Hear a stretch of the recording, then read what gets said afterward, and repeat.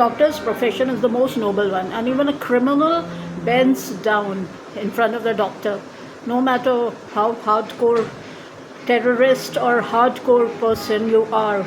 Once you are struck with any ailment, the only person you remember is a doctor, and in front of the doctor you cannot show your gun. If you show your gun, he will operate, but there are chances that the operation may not be successful because of out of fear. It's not that he will do it intentionally, he will be scared, because in many movies they show that at the point of a gun, operation is carried on. But the doctors do it. But doctor is also not God. If things are not going to work out, it will not work out. So it's the most noble profession, and Dr. G actually showcases the complexities of medical field, where a patient is just a patient. Even if a female is naked in front of a male doctor, she is after all a patient. Her organs, no matter whether she is wearing her undergarments or not, it is immaterial, because in front of a doctor, it's only the patient.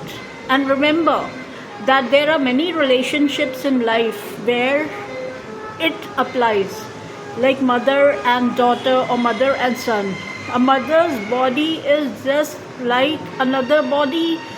Even if the mother is naked, the children should feel that it is a sacred thing. It's difficult to make you understand because many will beg to differ.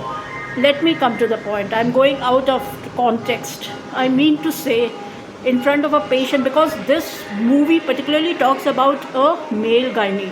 In India, it's very unlikely, but although most of the gynaes are male, and they are able to operate and carry on the most complex female operations like tubectomy, delivery, child delivery, etc., etc. So in this, Ayushmann Khurrana faced a lot of ridicule because he was operating on some women who hailed from village, and they had a narrow-minded setup that I will not open up in front of a male doctor. And many of them also supported this idea that he was wrong.